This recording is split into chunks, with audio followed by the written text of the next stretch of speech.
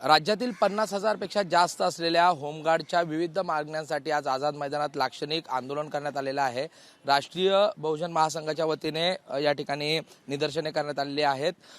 विविध मागण्या आहेत। 1947 चा अधिनियम आहे तो रद्द करण्यात यावा, त्याचबरोबर होमगार्डला किमान 312 दिवस काम देण्यात यावं आणि 35,000 पर्यंत त्यांना वेतन देण्यात यावं, अशा वेगवेगळ्या मागण्या घेऊन हे लाक्षणिक आंदोलन होत आहे। आणि नेमक्या काय मागण्या आहेत आणि पुढे आंदोलनाची दिशा काय असणार आहे आता? सर, प्रामुख्याने आमची मागणी ही आहे की होमगार्डला 322 दिवस काम द्या। होमगार्ड कायदा 1947 आहे, त्याच्यामध्ये बदल करा। आणखीन जे 2005 साली रिटायर झालेले आहेत त्यांना कायमस्वरूपी एक मानधन द्या, अशा पद्धतीच्या मागण्या आहेत।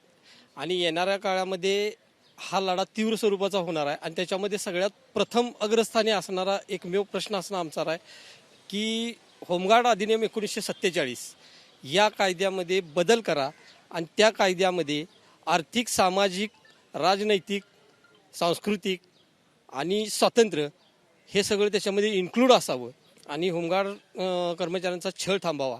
यासाठी पुणे ते मुंबई डायरेक्ट क्विक मार्च असणार आणि हा क्विक मार्च असा असेल की जर आम्ही मंत्रालयापर्यंत पोहोचेपर्यंत जर हा कायदा लागू झाला नाही, त्या कायद्यामध्ये बदल झाले नाहीत, तर मंत्रालयाच्या दारात बसून राहणार, ना मंत्रालयातनं कोण आत येणार ना मंत्रालयातनं कोण बाहेर जाणार। आज कोणाशी तुमची भेट झालेली आहे का? या संदर्भात आंदोलनाच्या मागण्या कोणाकडे मांडल्या आहेत का? काय उत्तर आले प्रशासनाकडून, सरकारकडून? उपसचिवांच्या बरोबर आमची बैठक झालेली आहे आणि ज्या पद्धतीत मानसिकता असायला पाहिजे ती मानसिकता त्या प्रशासनाची नाही आहे, हे सरळ सरळ त्यांच्या उत्तरावरून दिसून येते। कारण कायद्यात बदल नाही, त्याच्यामुळं आम्हाला ह्या मागण्या मान्य करता येत नाहीत। कायद्यात बदल करा, तर ती मानसिकता दिसत नाही। त्याच्यासाठीच आम्ही हा निर्णय घेतला की पुणे टू मुंबई क्विक मार्च हा 100% होणार। कधीपर्यंत हे आंदोलन? लवकरच ते जाहीर केलं जाईल सर। काही होमगार्ड माझ्याबरोबर आहेत। नेमक्या तुमच्या आणखीन काही मागण्या आहेत? 312 दिवसापेक्षा जास्त वेळ तुम्हाला त्या ठिकाणी ड्युटी देण्यात यावी, 35,000चं मानधन देण्यात यावं, किती त्रासाला सामोरं जावं लागतं या सगळ्यांना आणि का आज रस्त्यावर उतरावं लागलंय? माझं नाव मंगेश रामचंद्र शिंदे आहे। मी बांद्रा GRP रेल्वे पोलीस येथे रात्रपालिकेकरता कर्तव्यास आहे आता। तर मी इथे कर्तव्य करत असताना मला जशी पोलिसांना सुविधा भेटते, जसं त्यांना रिटायर झाल्यावर PF वगैरे, पेन्शन वगैरे, जसं आम्हाला काहीच नाही आहे सुविधा।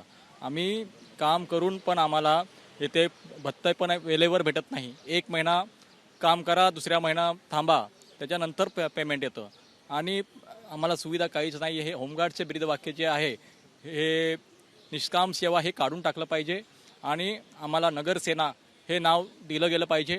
प्लस आम्हाला PF, पेन्शन किंवा रिटायर झाल्यानंतर आमच्या कुटुंबासाठी काही आम्हाला सरकारकडून भेटलं पाहिजे की आमचं कुटुंबाचं उदरनिर्वाह चांगला चालेल।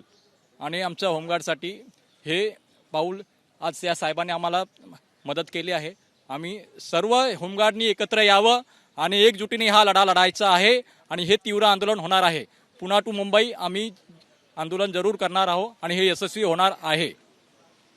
ज्या पद्धतीने आपण बघितलं होमगार्ड्स आहेत इथे आणि या ठिकाणी जे पदाधिकारी आहेत महासंघाचे, त्यांनी आता आंदोलनाची जी आहे पुढे हे आंदोलन तीव्र करण्यात येईल। मुंबई ते पुणे क्विक मार्च करण्यात येईल आणि त्याचबरोबर मंत्रालयासमोर देखील हे निषेध करण्यात येईल, अशा प्रकारे इशारा जो आहे तो सरकारला दिलेला आहे। त्यामुळे आता सरकार या संदर्भात काय पावलं उचलतं, त्यांनी मांडलेले जे प्रश्न आहेत त्या संदर्भात सरकार त्यांना काय उपाययोजना करतं हे पाहणं देखील गरजेचं आहे।